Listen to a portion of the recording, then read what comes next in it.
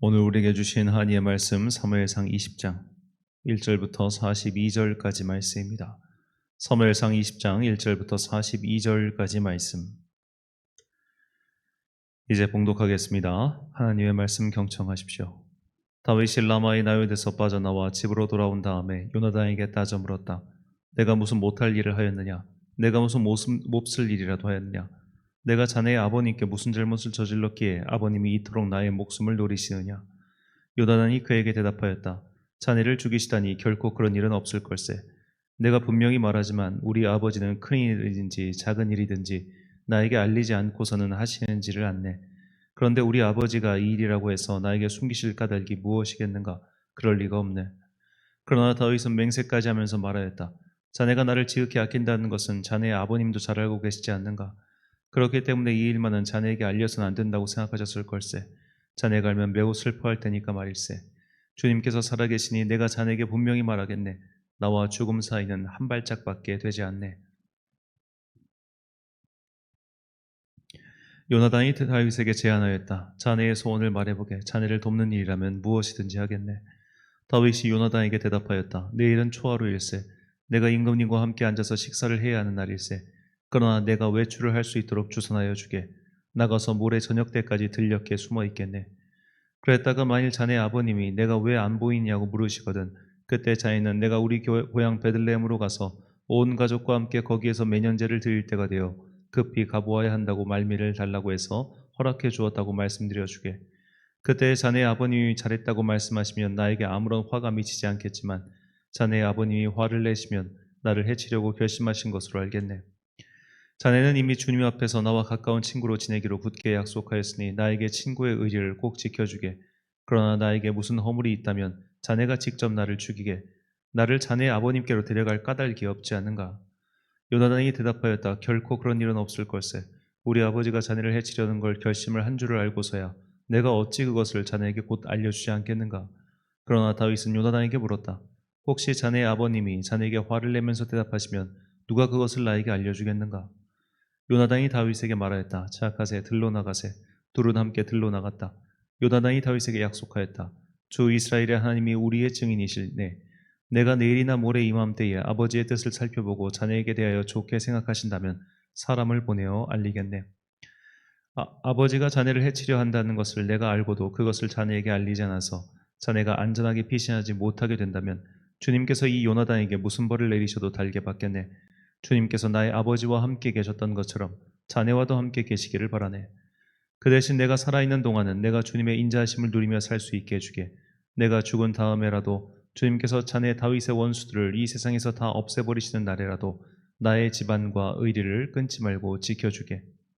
그런 다음에 요나단은 다윗의 집안과 언약을 맺고 말하였다. 주님께서 다윗의 원수들에게 보복하여 주시기를 바라네. 요나단은 다윗을 제 몸처럼 아끼던 터라 다윗에게 다시 맹세하였다. 요나단이 다윗에게 약속하였다. 내일은 초하루이니 아버지가 자네의 자리가 빈 것을 보시면 틀림없이 자네가 왜 자리를 비웠는지 물으실 걸세. 모레까지 기다리다가 저번 일이 있었을 때 숨었던 그곳으로 내려가서 에셀 바위 곁에 숨어 있게. 그러면 내가 연습삼아 어떤 표적을 놓고 활을 쏘는 것처럼 그 바위 곁으로 화살을 3번 쏘겠네. 그런 다음에 내가 데리고 있는 종을 보내어 그 화살을 다 찾아오라고 말하겠네. 그때 내가 그 종에게 큰 소리로 너무 멀리 갔다 이쪽으로 오면서 다 주오너라 하고 말하면 주님께서 살아계심을 걸고 맹세하겠네. 자네에게는 아무 일도 없을 것이니 안심하고 나오게. 그러나 내가 그 종에게 아직 더 가야 된다. 화살은 더 먼 곳에 있다 하고 말하면 주님께서 자네를 멀리 보내시는 것이니 떠나시가게.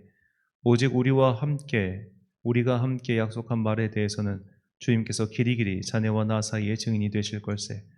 이리하여 다윗은 들녘에 숨어 있었다. 초하루가 되었을 때 왕이 식사를 하려고 식탁에 앉았다. 왕이 언제나 하듯이 벽을 등진 자리에 앉아 요나단이 왕의 맞은쪽에 앉았고 아브넬은 사울 곁에 앉았다. 다윗의 자리는 비어 있었다. 그런데도 그날은 사울이 아무 말도 하지 않았다. 사울은 다윗에게 뜻하지 않은 일이 생겨 몸이 부정을 타서 아직 깨끗하여지지 않았는가 하고 생각하였다. 그런데 초하루가 지난 다음 날 곧 이튿날에도 다윗의 자리가 여전히 비어 있는 것을 보고 사울이 자기 아들 요나단에게 물었다. 어찌하여 이새의 아들이 어제도 오늘도 식사로 나오지 않느냐? 요나단이 사울에게 대답하였다. 다윗이 저에게 베들레헴에 다녀올 수 있도록 허락하여 달라고 간곡히 요청하였습니다. 자기 집안이 베들레헴 성읍에서 제사를 드리는데 자기 형이 다녀가라고 했다고 하면서 제가 자기를 아낀다면 자기 형을 만나게 해달라고 저에게 간청을 하였습니다. 그래서 그가 지금 임금님의 식탁에 나오지 못하였습니다. 사울이 요나단에게 화를 내면서 소리쳤다. 이 폐역무도한 계집의 자식아, 내가 이새의 아들과 단짝이 된 것을 내가 모를 줄 알았더냐. 그런 녀석과 단짝이 되더니 너에게도 부끄러운 일이고 너를 낳은 내 어미를 발가벗기는 망신이 될 뿐이다. 이새의 아들이 이 세상에 살아있는 한은 너도 안전하지 못하고 너의 나라도 안전하지 못한 줄 알아라. 빨리 가서 그 녀석을 당장에 끌어오너라. 그 녀석은 죽어야 마땅하다.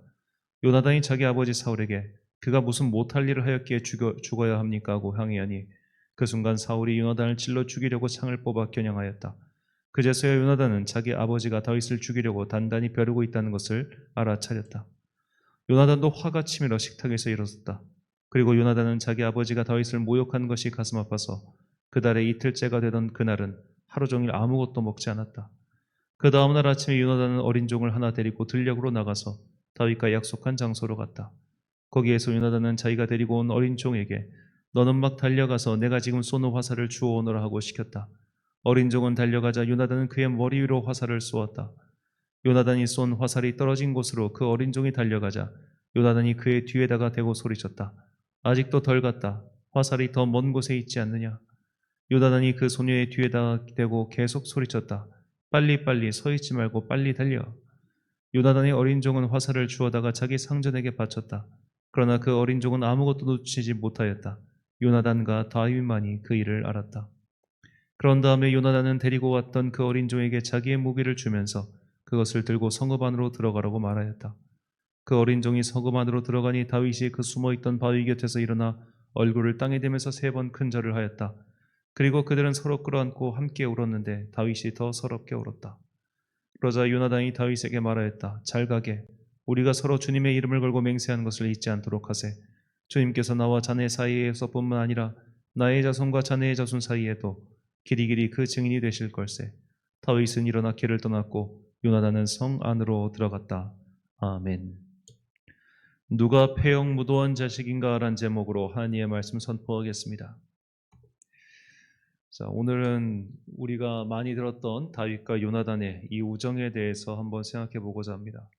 자, 과연 이 두 사람의 우정이 오늘날 우리가 생각할 수 있는 친구 사이의 우정의 그런 형태였는가에서는 조금 의구심을 가질 수 있습니다.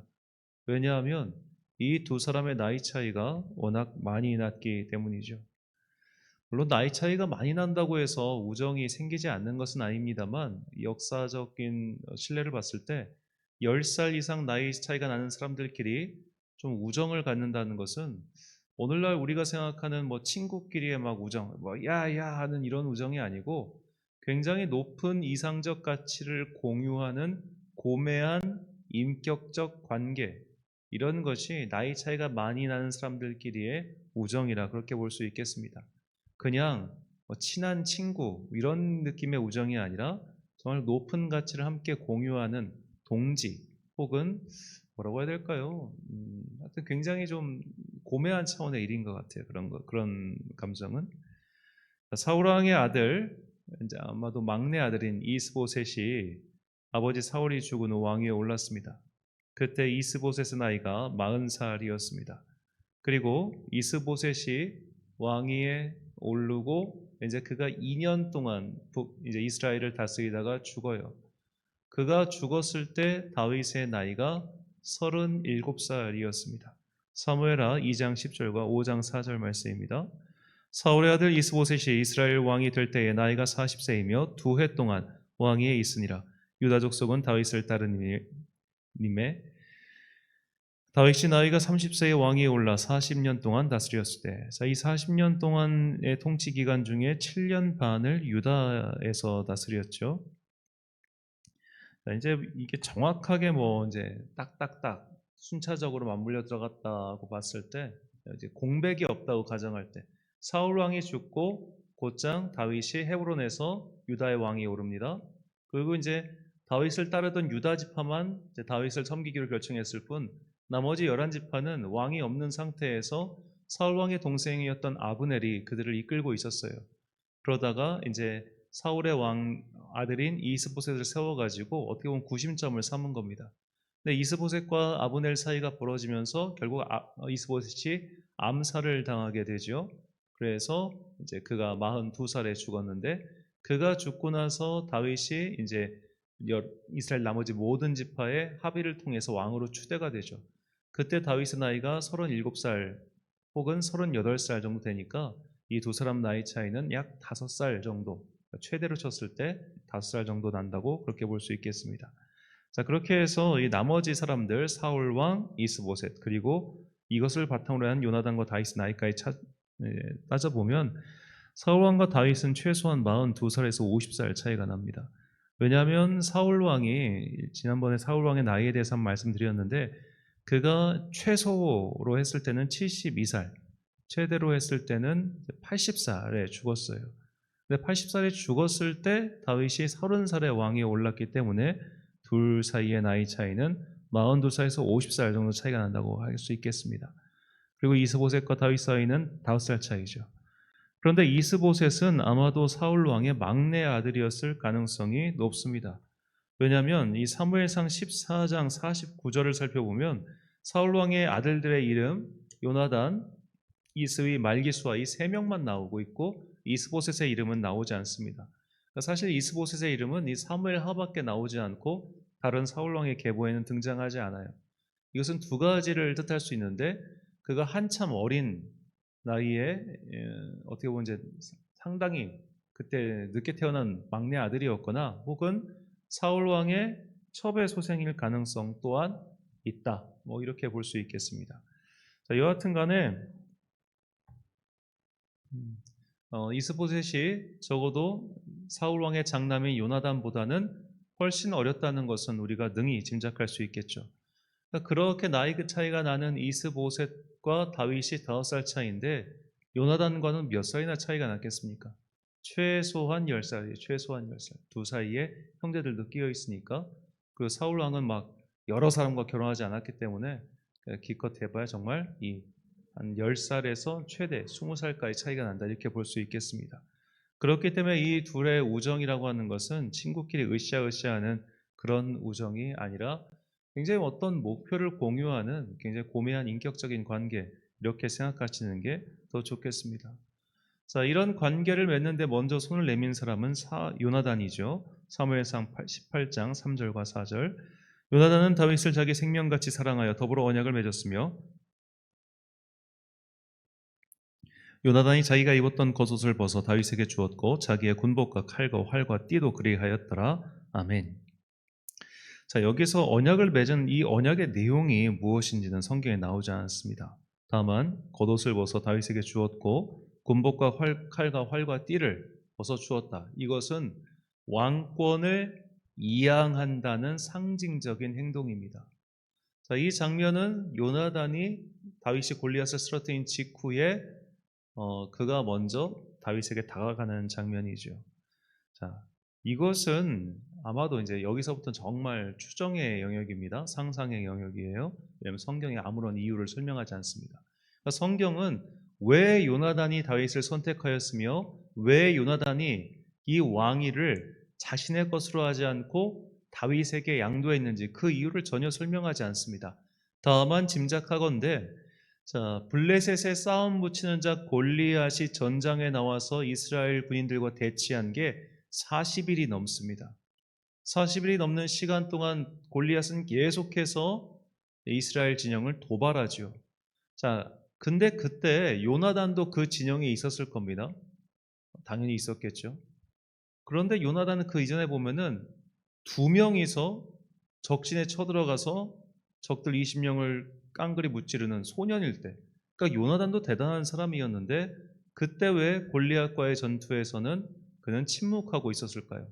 아마도 그가 나간다고 했다가 아버지 사울 왕이 만류하였거나 혹은 나는 내가 아무리 용기가 있어도 쟤까지는 안 될 것 같아 라고 스스로 물러섰거나 여하튼 간에 싸우고자 하는 의지가 있었을 거예요. 하지만 어떤 모종의 이유에선가 그것을 하지 못했을 겁니다. 자기가 하지 못하고 발을 동동 구리고 있는데 자기보다 훨씬 어린 소년이 나타나서 저걸 쓰러뜨리는 모습을 보면서 그가 어떤 마음을 품었을까요? 저 사람이야말로 아버지의 뒤를 이어 이스라엘의 왕이 되어야 될 사람이다라고 아마 그는 그렇게 생각했을 겁니다. 그렇기 때문에 그는 다윗에게 이렇게 이야기합니다. 사무엘상 23장 17절 말씀. 곧 요나단이 그에게 이르기를 두려워하지 말라. 내 아버지 사울의 손이 내게 미치지 못할 것이요 너는 이스라엘의 왕이 되고 나는 내 다음이 될 것을 내 아버지 사울도 안다 하니라. 자, 요나단이 네가 먼저 왕이 되고 나는 너의 다음이 될 거야. 이렇게 이야기합니다. 이게 상식적으로 봤을 때 자기가 정말로 난 다윗 다음에 왕이 돼야지 이런 마음을 품었기 때문에 이런 말을 하는 것이 아님을 알 수 있죠. 그저 어떤 면에서는 다윗의 마음의 짐을 좀 덜어주기 위해서 그냥 네가 왕이 되는 것에 대해서 네가 너무 양심의 가책을 느끼거나 어려워하지 마. 나는 그냥 너 다음에 하면 돼. 이렇게 이야기한다는 것은 사실 그가 왕이 될 수 없음을 그 자신도 너무 잘 알고 있는 겁니다. 자기가 다윗보다 최소한 10살이 많은데 다윗이 오래 살겠어요? 자기가 더 오래 살겠어요? 요나단이 이렇게 얘기했다는 것. 즉, 요나단 처음을 다윗을 본 순간부터 그렇게 자신이 아버지를 뒤를 이어 이스라엘의 다음 왕이 되지 않고 다윗이 왕이 되는 것이야말로 하나님 나라를 위해서 또 이스라엘을 위해서 가장 좋은 길이라고 그렇게 생각하고 있었던 겁니다. 자, 하지만 사울 왕의 생각은 전혀 달랐죠. 사울 왕은 요나단이 다윗을 감싸주자 오늘 본문에서 아주 신박한 욕을 시전합니다. 본문 30절과 31절 말씀입니다.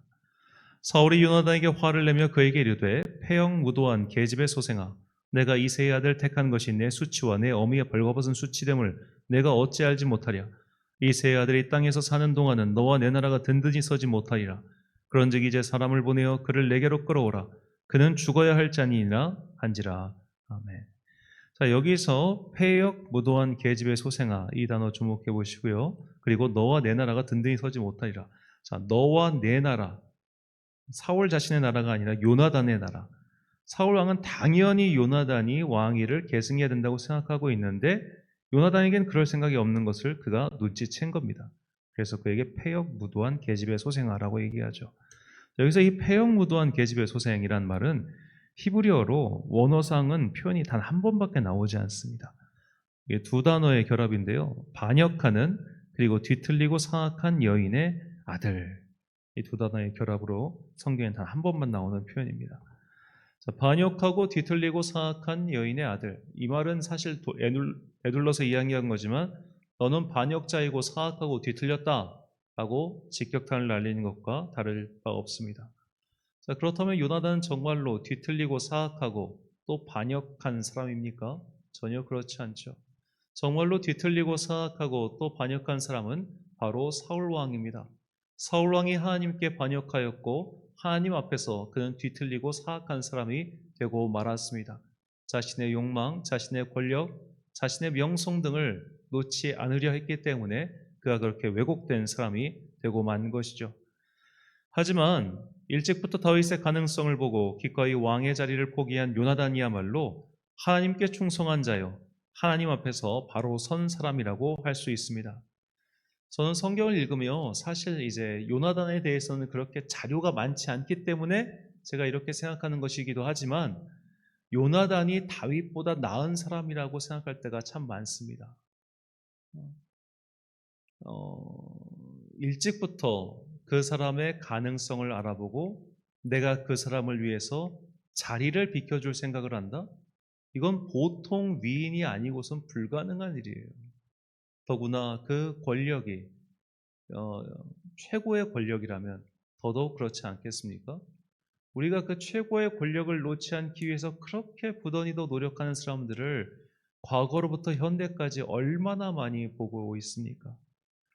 하나님께 충성하기에 하나님을 진정으로 나의 왕이자 나의 주인으로 모신 사람이 아니고서는 이렇게 쉽게 그 자리를 포기하고 남에게 양도할 수 없는 것이죠.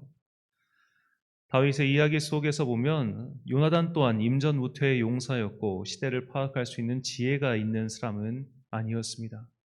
지혜가 있는 사람이었죠. 우리가 성경에 기록된 것은 아니지만 이 사울 왕이 70세가 넘도록 나라를 통치했음에도 그가 40년 나라를 통치하지 않았습니까? 그렇게 광인 같은 사울 왕이 40년 동안 나라를 다스렸는데 나라가 망하지 않은 것은 사실 요나단이 이제 나이가 많은 왕자로서 어떻게 보면 사울의 뒷받침을 잘해줬기 때문은 아니었을까요? 사울 왕은 하나님이 아니라 자기 자신에게 충성하는 사람이었습니다. 그래서 자신의 손에 쥐어진 것은 어떤 것도 놓기 싫어하였습니다. 그는 심지어 오늘 본문에서 화가 나서 요나단을 창으로 찔러 죽이려고 하죠. 이렇게 자식을 죽여서라도 권력을 놓지 않으려 했던 사람이 바로 사울 왕입니다. 하지만 요나단은 달랐습니다. 자, 우리가 요나단처럼 하나님을 위하여 내가 갖고 있는 것을 내려놓는 것은 참 쉽지 않습니다. 우리는 하나님을 믿음으로써 하나님을 통해서 더 많은 것을 얻고 싶어 하지, 내가 하나님을 믿게 됨으로써 더 많은 것을 주님께 내어드리고 싶어 하지 않아요. 이것은 저 같은 사람도 똑같습니다. 내가 이렇게 드리면 하나님께서 이만큼 주셔야 된다고 저도 그렇게 생각해요. 우리의 모든 상태가 다 그렇다고 저는 생각합니다. 자, 그래서 우리가 정말로 주님 앞에서 충성된 자가 되기 위해서라면 내가 주님께 나중에 받을 것을 계산하기보다 내가 지금 이 순간 주님께 무엇을 더 드릴 수 있는가? 내가 주님께 어떤 것을 더 희생해서 어떻게 더 할 수 있는가? 이것을 생각하고 실천할 수 있는 사람, 이 사람이 바로 요나단처럼 하나님 앞에서 충성된 사람입니다. 그래서 이런 충성스러운 사람은 찾기가 참 어렵습니다. 그래서 하나님께서 보실 때 이런 충성스러운 사람은 그분의 마음을 시원케 하는 시원한 냉수와도 같은 사람이죠. 잠언 기자는 이렇게 말합니다. 잠언 20장 6절과 25장 13절 말씀. 많은 사람이 각기 자기의 인자함을 자랑하나니 충성된 자를 누가 만날 수 있으랴. 충성된 사자는 그를 보낸 이에게 마치 추수하는 날의 얼음 냉수 같아서 능히 그 주인의 마음을 시원하게 하느니라. 아멘. 사랑하는 천안광성교회 성도 여러분, 그리고 이 새벽을 함께 깨우고 계신 귀한 주님의 자녀 여러분,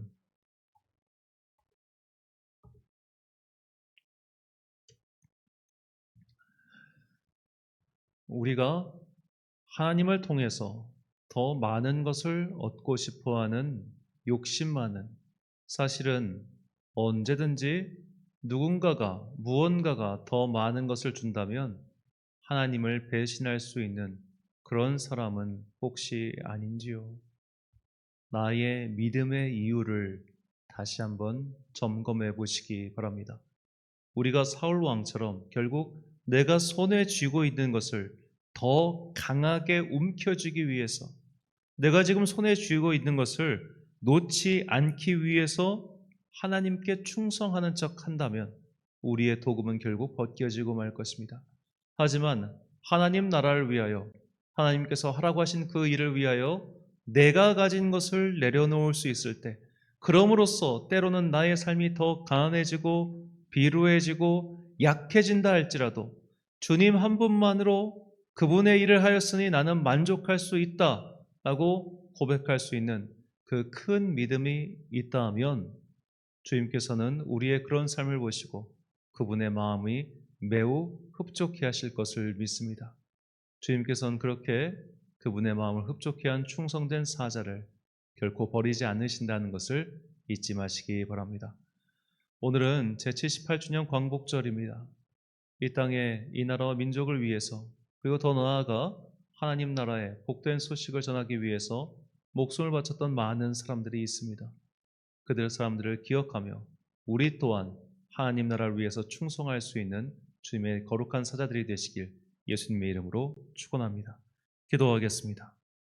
사랑과 은혜가 풍성하신 아버지 하나님, 요나단은 왕위를 계승하는 것보다 하나님의 뜻이 이루어지는 것이 더 중요한 사람이었습니다. 그렇기 때문에 그는 기꺼이 자신에게 주어질 왕위를 다윗에게 양도할 수 있는 마음이 큰 사람이었습니다. 우리도 이런 주님께 충성된 자가 되게 하여 주옵소서. 권력자들이 볼 때, 권력을 잡은 자들이 볼 때 저 사람들은 권력에 반하는 자이며 세상의 이치에 대해서는 뒤틀려 보이는 자들이라 할지라도 그것이야말로 하나님 보실 땐 정직하고 바르고 충성된 모습이라는 것을 잊지 않게 하여 주옵소서. 오늘은 78주년 광복절입니다. 이 땅에 빛을 내려주신 주님의 은혜를 기억하며 우리 또한 그 빛을 후대에게, 그 믿음의 빛을 계승해 나아가는 주의 거룩한 징검다리들 되게 하여 주옵소서. 오늘 하루도 참 좋으신 우리 주님의 은총과 평강이 모든 성도들과 함께 하시길 간절히 소망하오며 이 모든 말씀 우리 구주 예수 그리스도의 이름으로 기도드립니다. 아멘. 오늘의 기도 제목입니다. 하나님께 충성스러운 자녀는 하나님을 위하여 무언가를 포기할 수 있는 사람입니다. 나는 주님을 위하여 어디까지 포기할 각오가 되어 있습니까? 내가 주님께 얼마나 충성스러운 자인지 겸손히 묵상하시기 바랍니다. 오늘 주신 기도의 제목 가지고 기도와 묵상의 힘쓰는 하루 되십시오. 기도하겠습니다.